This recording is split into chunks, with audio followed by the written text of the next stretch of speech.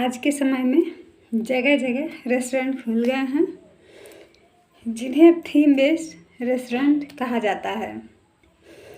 बदलते समय के साथ खाने के संग कई मापदंड भी जुड़ गए हैं। खाना सिर्फ पेट ही नहीं भरता है बल्कि मन भी भरता है। थीम रेस्टोरेंट खाने के साथ साथ बेजोड़ माहौल देता है जो खाने में जायका, खुशियाँ, पॉजिटिविटी का तड़का लगाता है। इस वीडियो में आज हम जानते हैं थीम रेस्टोरेंट और उसकी ABCD। नमस्कार दोस्तों, मैं अर्पिता सिंह आप सबका स्वागत करती हूँ। दोस्तों, कई लोग आज भी हैं जिन्होंने हवाई यात्रा नहीं की है, लेकिन यदि उन्हें हवाई थीम रेस्टोरेंट में भोजन मिल जाए तो सोचिए उन्हें कितनी खुशी मिलेगी। पंजाब के लुधियाना में एक पुराने हवाई जहाज़ में रेस्तरां चलाया जा रहा है जिसका नाम है हवाई अड्डा। इस होटल के थीम के बारे में 4 चचेरे भाइयों ने सोचा था और उन्होंने इसे कर भी दिखाया। इस होटल को कबाड़ हो चुके एयरबस 320 से तैयार किया गया है। यह विमान 4 बड़े ट्रकों में दिल्ली से लुधियाना लाया गया था। 180 लोगों के बैठने की क्षमता है इस हवाई जहाज़ थीम रेस्टोरेंट में। फिलहाल अभी इसमें 70 लोग ही बैठ सकते हैं। इस एयरबस को वापस एक साथ जोड़ने और रेस्टोरेंट का आकार देने में कई इंजीनियर्स ने मेहनत की और यह सब करने में करीब उन्हें 4 महीने का समय लगा। थीम रेस्टोरेंट जो होते हैं वो आम रेस्टोरेंट से इतर होते हैं। आम रेस्टोरेंट में खाने और खिलाने पर तवज्जो दी जाती है, जबकि थीम रेस्टोरेंट मनोरंजन का अनलिमिटेड पैकेज होता है जहां एंटरटेनमेंट, इंटीरियर, वेटर्स की ड्रेसिंग, म्यूज़िक, फूड और सर्विस पर खास तवज्जो दी जाती है। कुछ थीम रेस्टोरेंट जो होते हैं वो सिर्फ खास उम्र को केंद्रित करते हैं, मसलन बच्चे। ऐसे थीम रेस्टोरेंट में खाने से इतर सिर्फ बिंदास बचपन पर ही रेस्तरां की दीवारों से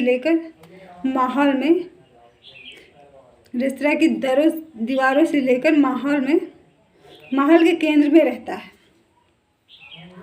ऐसे थीम रेस्तरां में cartoon character, fairy tales, animals, bright colours की बहुलता रहती है जो कि बच्चों को बहुत ही पसंद आते हैं। कई थीम रेस्टोरेंट को वैम्पायर थीम भी दी गई है। यहाँ युवाओं का खास ख्याल रखा गया है, जहाँ किताबों से लेकर वैम्पायर फिल्मों का प्रबंध है। हमारे भारत में स्वादिष्ट खाने के साथ थीम रेस्टोरेंट की भी विविधता है। भारत में कई रोमांचक व आश्चर्यजनक थीम रेस्टोरेंट हैं जिन्होंने फाइन डाइनिंग की अवधारणा को ही बदल दी है। आइए जानते हैं भारत में स्थापित कई टॉप रेस्तरां के बारे में। First, the black pearl. यदि आपको समुद्री डाक की दास्तां या Hollywood film pirates of Caribbean लुभाती है तो ब्लैक पर्ल रेस्तरां जरूर आना चाहिए।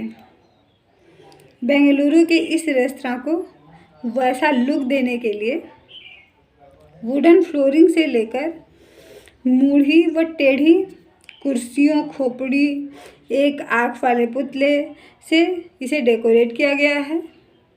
यह खाना खाते समय आपको जहाज़ में बंदी होने का एहसास होगा।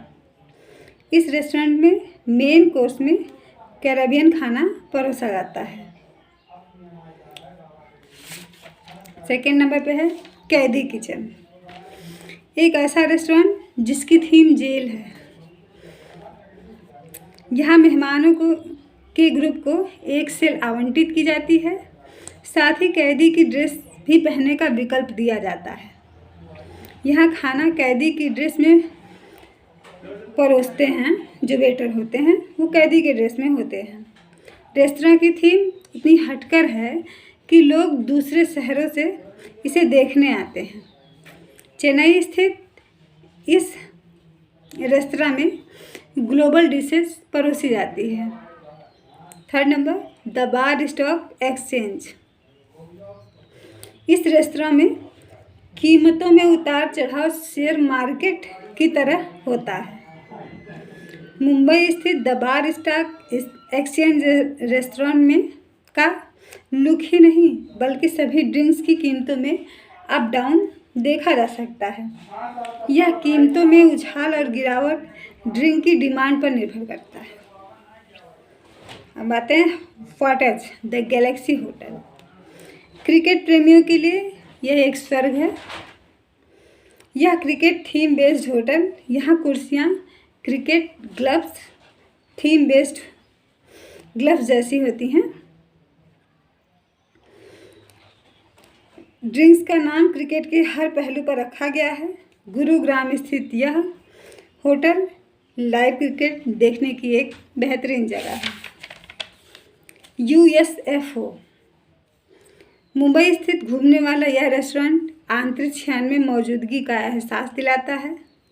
यहाँ बैठने व रोशनी की व्यवस्था में लगता है कि वाकई एलियंस द्वारा हमें अपहरण कर लिया गया है।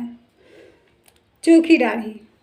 जयपुर स्थित इस रिजॉर्ट में राजस्थानी संस्कृति, कला, खान पान, पहनावा, गीत संगीत, नृत्य और समृद्धि को करीब से महसूस कर सकते हैं।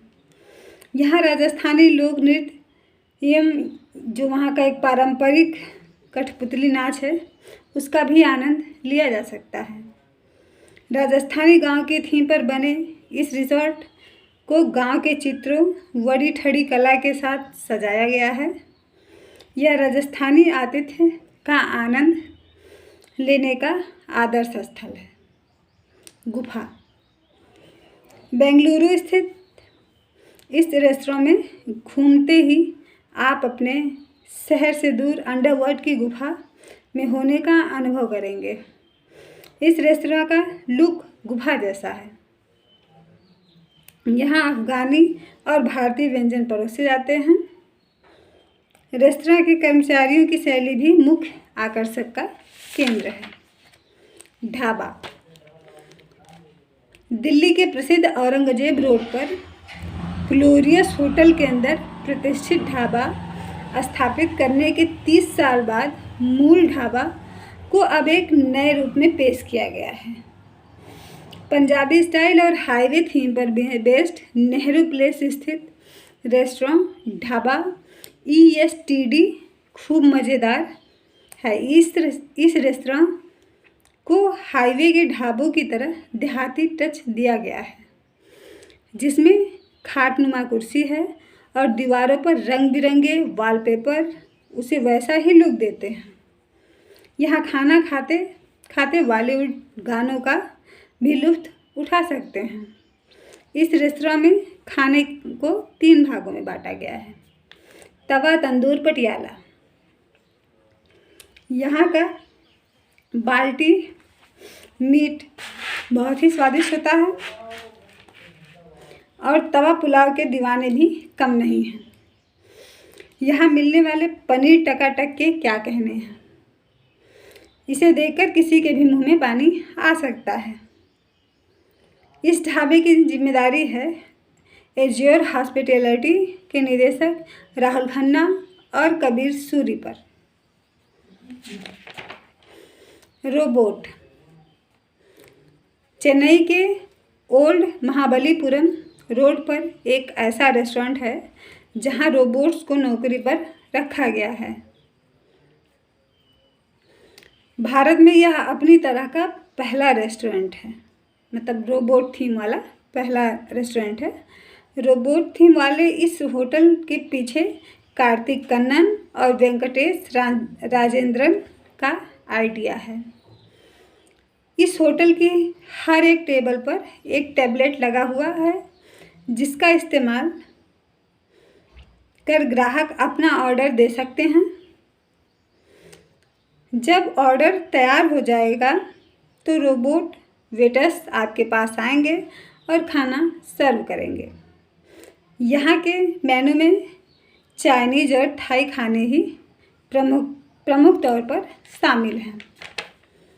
Bollywood theme restaurant. कोई भी बात हो और वहाँ पे बॉलीवुड ना हो तो उसमें कमी तो रह ही जाती है, इसलिए बॉलीवुड थीम पे भी रेस्टोरेंट बने हुए हैं। यूपी के गोरखपुर में शहंशाह रेस्टोरेंट में डिश से लेकर दीवार तक बिग बी यानी अमिताभ बच्चन को समर्पित है। यहाँ आपको अमिताभ बच्चन के फेवरेट डिशेस खाने को मिलेंगे। चेन्नई में, क्योंकि श्रीदेवी चेन्नई से ही थी, लेट एक्ट्रेस जो कि बोनी कपूर की वाइफ थी, बॉलीवुड के फेमस प्रोड्यूसर। चेन्नई में श्रीदेवी के फैंस ने मेनू से लेकर 100 से अधिक डिशेस के नेम श्रीदेवी के नेम पर रखे हैं। भाईजान रेस्टोरेंट यानी सलमान खान, भाईजान रेस्टोरेंट पूरी तरह सलमान खान को समर्पित है। यहाँ खाने में अंडा अपना, दबंग 1, मटन, दबंग 2, चिकन और मछली नंबर 1 खाने को मिल सकते हैं। गोविंदा को डेडिकेटेड हीरो नंबर 1 रेस्टोरेंट नई दिल्ली के राजौरी गार्डन में है। मुंबई मैटरनी पूरी तरह बॉलीवुड की फिल्मों को समर्पित है। यहाँ पर हर पुरानी फिल्मों के पोस्टर लगे हुए हैं। यदि आप कबाब और मटन रोगन का स्वाद किसी थीम रेस्तरां में उठाना चाहते हैं तो दिल्ली के राजौरी गार्डन का कैलेंडर किचन आपका इंतज़ार कर रहा है। दोस्तों जल्दी आपको बता दें कि कल से यूट्यूब पे एक वीडियो काफ़ी तेज़ी से वायरल हो रहा है। सुशांत सिंह राजपूत जी के केस को लेके, लेट एक्टर कि सिद्धार्थ पिठानी को पकड़ने के लिए जाल बिछाया गया। उनका मतलब जो पुलिस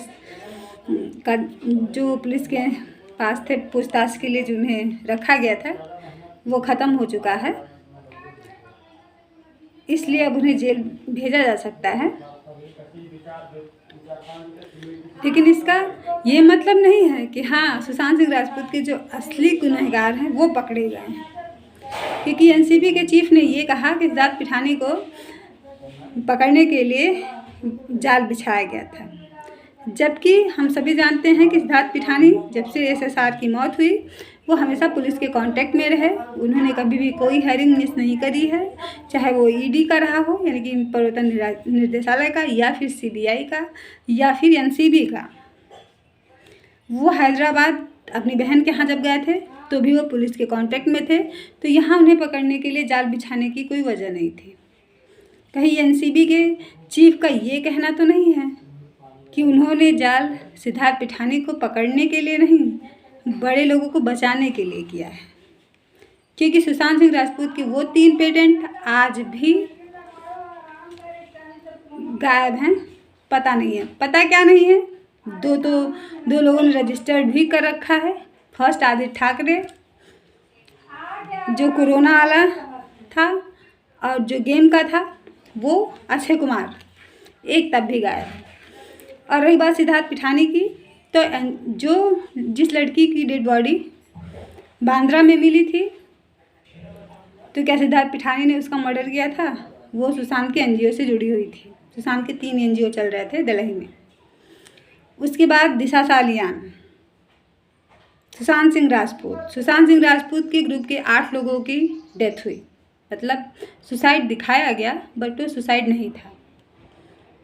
हमें नहीं लगता कि सिर्फ सिद्धार्थ पिठानी को अरेस्ट करने से सुशांत सिंह राजपूत को कोई न्याय मिल गया है, इसलिए अभी कोई जश्न मनाने का टाइम नहीं है। आप लोगों से यही अपील है कि अभी भी अपना प्रोटेस्ट बरकरार रखिए, क्योंकि सिद्धार्थ पिठानी सिर्फ एक मोहरा हैं और शायद बलि का बकरा भी, क्योंकि किसी न किसी को तो भेंट चढ़ना ही है। हम जांच एजेंसियां हो सकता है वो इस केस को ख़त्म करना चाहती हूँ, इसलिए किसी न किसी को तो अंदर करेंगे ही करेंगे। जबकि प्रवर्तन निर्देशालय ने खुद ये बात कबूल की थी कि रिया चक्रवर्ती 1.5 करोड़ रुपए का और एक प्लाट का वो हिसाब नहीं दे पाई थी, लेकिन उनसे तो नहीं पूछा गया। वो अब अपना रैंप वॉक करती हैं, शूटिंग कर रही हैं, बाहर हैं। इसलिए जब तक सभी लोग अंदर नहीं आ जाते तब तक हमें अपना प्रोटेस्ट बरकरार रखना चाहिए, क्योंकि जितना बड़ा ये गेम हुआ है इसमें सिर्फ अकेले सिद्धार्थ पिठानी ही नहीं थे। धन्यवाद। अगर आपको हमारा वीडियो पसंद आया है तो प्लीज़ इसे लाइक और सब्सक्राइब जरूर करिए और शेयर भी करिए, ताकि हमारा भी कॉन्फिडेंस लेवल बढ़े और हम आपके लिए ऐसे ही वीडियो लाते रहें। धन्यवाद। जय हिंद, जय भारत।